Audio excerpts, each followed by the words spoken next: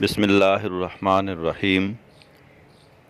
آج ہم تصور شیخ پر گفتگو کریں گے کہ اپنے پیر کا تصور جائز ہے کہ نہیں، کیا اس کی شرعی حیثیت ہے، کیا اسلام میں ہمیں اجازت دیتا ہے کہ اپنے پیر کا تصور کیا جائے۔ تو اس پر دو چار باتیں عرض ہیں۔ اپنے پیر کا تصور، پہلے اس کو سمجھنا چاہیے کہ بھائی پیر کی حیثیت کیا ہے۔ پیر کی حیثیت ہے اللہ تعالیٰ کا وہ پیغام جو اپنے انبیاء کرام پر بھیجا گیا، قرآن پاک کی صورت میں یا کسی اور مقدس کتاب کی صورت میں یا کسی مقدس صحیفے کی صورت میں۔ وہ جو اپنے انبیاء کرام پر اللہ تعالیٰ نے وہ پیغام بھیجا عوام کے لیے، تو وہ جو انبیاء کرام تھے، ان انبیاء کرام کے اس مشن کو چلانے کے لیے اس کے اپنے دور میں اور اس کے بعد کے دور میں اس سارے اس مشن کو اولیاء کرام نے چلایا۔ ہر نبی کے پاس اولیاء کرام تھے جو ان کے مشن کو چلایا کرتے تھے۔ تو اسی طرح ہمارے نبی کے کریم صلی اللہ تعالیٰ علیہ وآلہ وسلم کو جو اللہ تعالیٰ نے پیغام دیا، جو ہمارے لیے احکامات دیے، تو اس میں اس مشن کو چلانے کے لیے بھی اولیاء کرام جو ہے انہوں نے اسی مشن کو ہی چلایا، اولیاء کرام نے ہی چلایا۔ اب رہی بات کہ تصور شیخ کا کوئی قرآن مجید میں ثبوت ملتا ہے کہ نہیں۔ سورۃ مائدہ شریف جس میں اللہ تعالیٰ نے فرمایا وَاصْبِرْ نَفْسَكَ مَعَ الَّذِينَ يَدْعُونَ فَهُمْ بِالْغَدَاوَةِ وَالْعَشِيِّ، ان لوگوں کے ساتھ جم جا جو صبح و شام اپنے رب کو پکارتے ہیں۔ یہ کوالٹی کس کی ہے؟ یہ ولیوں کی کوالٹی ہے، اس وقت کے ولی اور بعد کے بھی ولی، اولیاء کرام۔ یہ ولی کی خوبی ہے جو صبح و شام اللہ تعالیٰ کی ذات بابرکات کو یاد رکھتے ہیں۔ اور پھر اسی ہی آیت میں اللہ تعالیٰ نے فرمایا لا تعد عینیک عن وجہہم ترید حیات زینت الدنیا، اے نبی ان کے چہرے سے اپنی نظر کو مت ہٹا، تمہیں دنیا کی زیب و زینت گھسیٹ کے لے جائے گی۔ یہ حکم تو مخاطب تو نبی ہوتے ہیں، لیکن یہ حکم ہم لوگوں کے لیے ہوتا ہے، امت کے لیے۔ تو اس آیت میں سے ہمیں یہ ثبوت ملتا ہے کہ وہ جو اللہ تعالیٰ نے پہلے خوبی بیان کی ان لوگوں کے ساتھ جم جائے، یعنی ان نیک صالح بندوں کے ساتھ جڑ جانا، ان کی صحبت میں بیٹھنا، یہ ثابت ہوا۔ پھر انہی لوگوں کا تصور کرنا، یہ بھی اسی ہی آیت سے ثابت ہے۔ اب آگے چل کر پھر جو ہمارے ائمہ کرام ہیں جنہوں نے ہماری رہنمائی فرمائی اور اس علم پر دسترس حاصل کی، تو شیخ الاکبر محی الدین ابن العربی، انہوں نے اپنی کتاب فتوحات مکیہ میں فرمایا کہ آپ جو ہے اپنے پیر کامل کے تصور میں بیٹھ کر ذکر فکر کمایا کریں، یعنی وہ جو مراقبے کی صورت بتائی، مراقبے میں بیٹھ کر اپنی ذہن میں جو تصور رکھیں وہ اپنے پیر کا رکھیں، اور اسی پر ہی پھر کسی اور جگہ الشیخ الاکبر نے فرمایا کہ جب تک تم اپنے پیر کی بارگاہ میں دربار میں بیٹھے ہو تو اس کے چہرے سے نظر کو مت ہٹاؤ۔ وہی وہ جو قرآن مجید میں حکم تھا کہ لا تعود عینیک، اس کے چہرے سے نظر کو نہ ہٹاؤ، دیکھتے رہو، ٹک ٹکی باندھ کے تکتے رہو اپنے پیر کے چہرے کو، اور جب اس محفل سے اٹھ جاؤ تو اس کا تصور اپنے ذہن میں رکھو، ٹھیک ہے۔ اور یہ تو ہو گئے دلائل۔ اب اس کے فائدے کیا ہیں؟ فائدہ یہ ہے کہ جو ہمارا ذہن ہے نا، یہ منتشر رہتا ہے، اس میں ایک پل میں ہزاروں لاکھوں سووں کی تعداد میں، سینکڑوں کی تعداد میں خیال آتے رہتے ہیں، وہ ایک خیال پر ٹکتا نہیں ہے۔ تو اس اپنے خیال کو ایک اس بندے کے تصور پر ٹکانا جس بندے کی خوبی اللہ تعالیٰ نے مائدہ صورت میں فرمائی، وَاصْبِرْ نَفْسَكَ مَعَ الَّذِينَ يَدْعُونَ رَبَّهُم بِالْغَدَاوَةِ وَالْعَشِيِّ، وہ لوگ جو صبح و شام اللہ تعالیٰ کی بارگاہ میں حاضران حضور ہیں، عبادت کے وسیلے سے ان کے ساتھ جم جا، ان کے چہرے سے نظر کو نہ ہٹا، تو اس کا پھر فائدہ بھی اسی صورت میں بیان ہوا، ترید حیات زینت الدنیا، اگر تم اس کے چہرے سے نظر کو ہٹاؤ گے نا تو یہ جو دنیا کی خواہشات ہیں یہ آپ کو گھسیٹ کے لے جائیں گی۔ تو اپنے عملی میدان میں دیکھ رہے ہیں نا کہ اگر پیر کامل کے تصور میں بندہ گم ہے، چونکہ اس پیر کی روحانیت کا کنیکشن نبی کریم صلی اللہ تعالیٰ علیہ وآلہ وسلم سے جڑا ہوا ہے، اور نبی کریم صلی اللہ تعالیٰ علیہ وآلہ وسلم تو اللہ تعالیٰ کے ساتھ ہی جڑے ہوئے ہیں، تو یہ جب جڑا ہوا بندہ ہے اس کے تصور سے ہم جڑ جاتے ہیں، تو اسی وجہ سے ہمارا ذہن جو ہے نا زمانے سے ہٹ جاتا ہے۔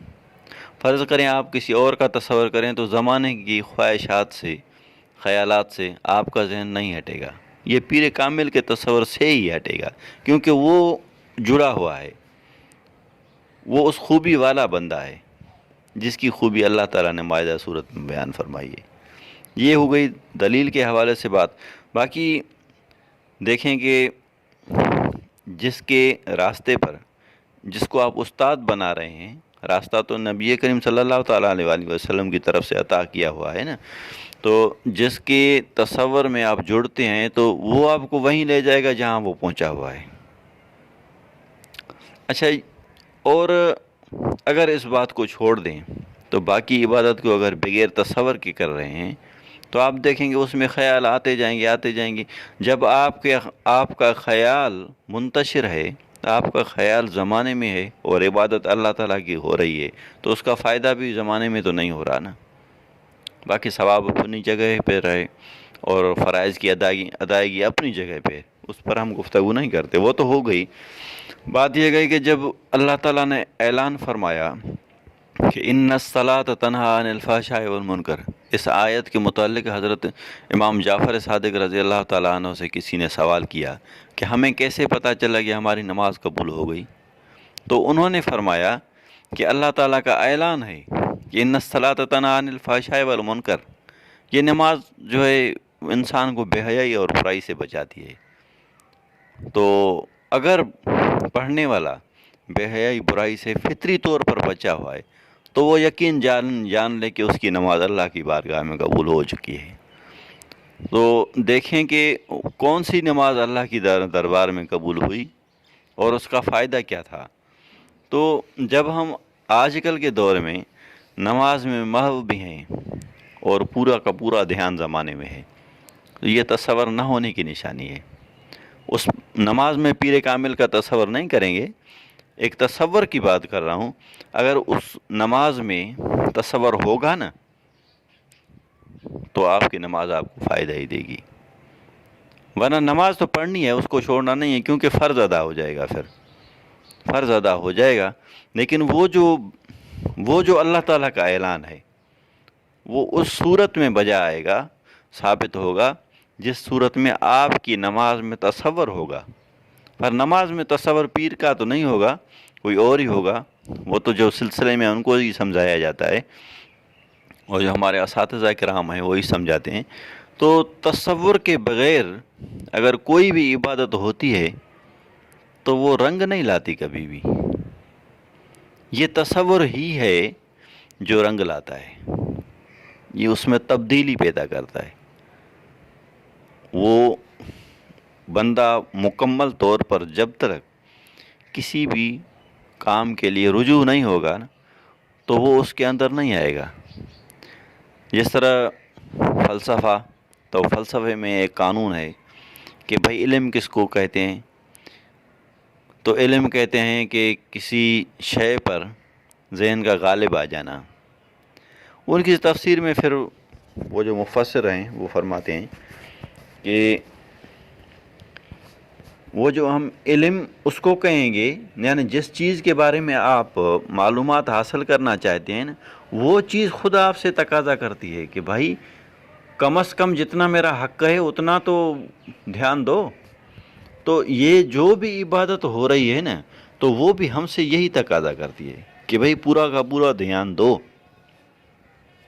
جب پورا کا پورا دھیان مرکوز ہوگا تو پھر اس کا اثر ظاہر ہوگا۔ اب دیکھتے ہیں کافی سلاسل والے بندے ہیں، تصور سے خالی ہیں، تو ان میں کوئی تبدیلی نہیں آ رہی۔ یہ فرقہ واریت کیوں ہو رہی ہے؟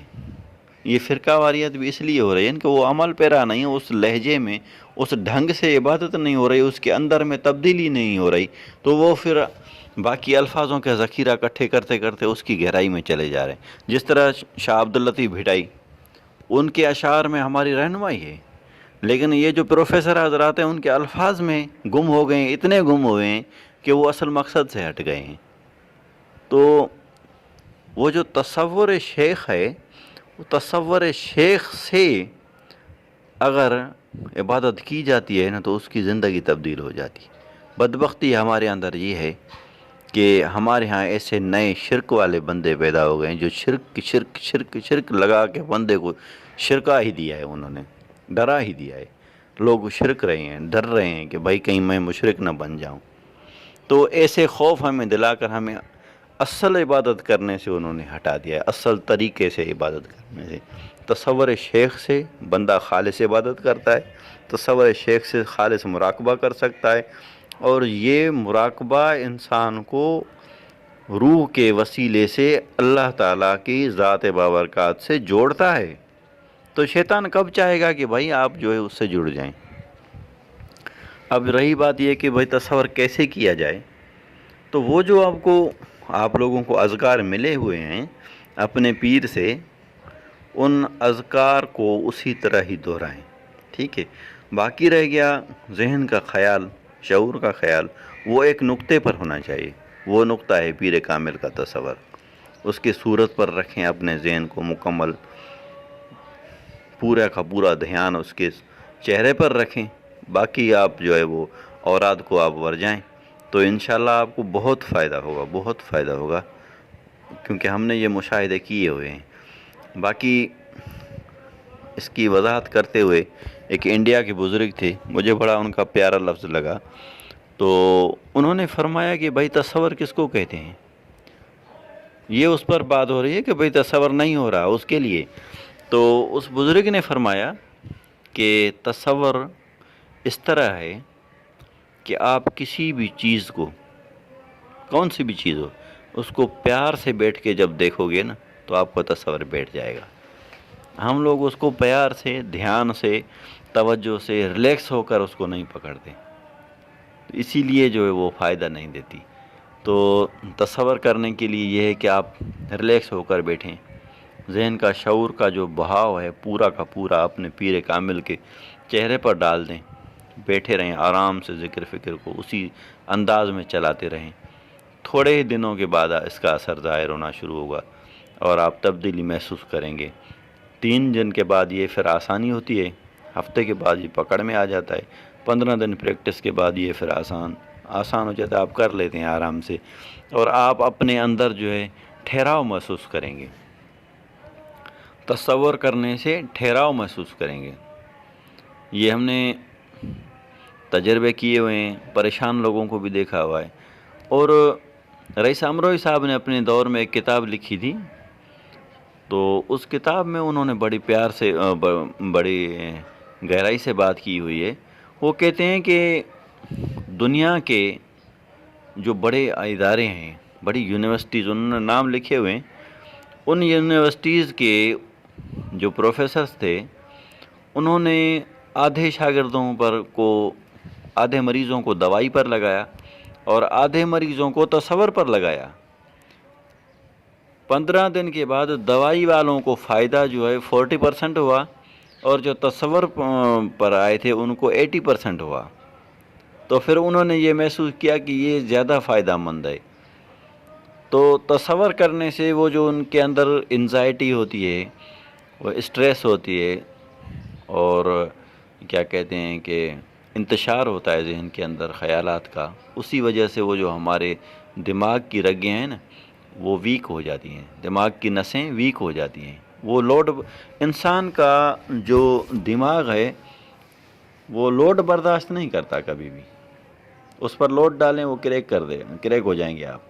تو وہ جو اسٹریس ہے آپ کے اندر، وہ جو کھچاؤ ہے آپ کی نسوں میں، دماغ کی رگوں میں، وہ اس مراقبے سے ختم ہو جائے گا۔ تصور شیخ سے مراقبہ ہوتا ہے، اور جب آپ مراقبہ کریں گے تو آپ کے ذہن کا تناؤ ختم ہو جائے گا، آپ اسٹریس کا شکار نہیں ہوں گے کبھی، آپ کا جو ذہن ہے وہ مکمل طور پر کام کرنا شروع کرے گا۔ کیونکہ ہم لوگ انتشار کا شکار ہوتے ہیں تو ہمارا ذہن اتنا ایکٹیو نہیں ہوتا، اتنا کام کر نہیں پاتا۔ تو جب آپ مراقبہ کرتے ہیں تھوڑی بہت دیر کے لیے تو اس کا اثر پورے 24 گھنٹے ہی رہتا ہے، آپ کا ذہن ریلیکس رہے گا، آپ محسوس کریں گے کہ میں بہت ریلیکس ہوں۔ تو جب آپ ریلیکس ہوں گے تو زمانے کا کام بھی آسانی سے کر پائیں گے، اور دھیان کے ساتھ، کامیابی کے ساتھ کر پائیں گے۔ اسٹریس والا بندہ ہمیشہ پریشان ہی رہتا ہے۔ تو دیکھا جائے کہ ہزاروں بیماریوں کا علاج بھی جو ہے وہ مراقبے میں ہی ہے، اور مراقبہ تصور شیخ کے سوا ہو بھی نہیں سکتا۔ اگر تصور شیخ کے بغیر مراقبہ ہے نا تو اس کا بھی اثر ظاہر نہیں ہوگا، کیونکہ کچھ میں نے سلاسل دیکھی جن کے پاس تصور شیخ کے سوائے مراقبہ ہو رہا ہے، لیکن اس کا وہ ذہن کا جو انتشار ہے وہ ختم نہیں ہو رہا۔ میرے تو ان کے ساتھ تعلقات ہیں، بھائی بات بھی اسی کو سمجھائیں گے جو سمجھنا چاہے گا۔ تو یہ جو تصور شیخ ہے، تصور شیخ انسان کو صحیح سمت میں لے جاتا ہے، صحیح سمت میں لے جاتا ہے تصور شیخ۔ تصور شیخ نہیں ہے تو بندہ اپنے ذہن کو ایک سمت میں نہیں لے پائے گا، نہیں چلا پائے گا۔ تصور شیخ کا جائز ہونا بھی ہم نے ثابت کیا، تصور شیخ کے سے جو فوائد حاصل ہوتے ہیں وہ بھی ہم نے عرض کیے۔ اب عملی میدان میں اس کی ضرورت بہت ہے۔ آپ لوگ جہاں بھی مطمئن ہوں، جس بھی سلسلے سے مطمئن ہوں، وہاں جا کے پھر مراقبے کو آپ لیں، ان سے اجازت لیں، طریقے لیں، اس سلسلے میں داخل ہو جائیں۔ بے شک آپ مرید نہ ہوں، بے شک آپ بیعت میں نہ آئیں، لیکن سلسلے کو چلائیں تو آپ کے ذہن میں ایک ٹھہراؤ پیدا ہوگا، تو انشاءاللہ اس کے بہت بڑے فوائد ہیں۔ ہم جو ہے کوشش کرتے ہیں کہ ہمارے وہ دوست جو انزائٹی کا شکار ہیں، پریشانی کا شکار ہیں، ان کے لیے کوئی آسانی ہو۔ تو آخر میں دعا ہے اللہ تعالی ہمیں صحیح طریقے سے عبادت کرنے، اور یہ جو نفس کی طرف سے انتشار ہمارے ذہن میں ڈالے جاتے ہیں ان سے محفوظ فرمائے۔ وآخر دعوانا ان الحمدللہ رب العالمین۔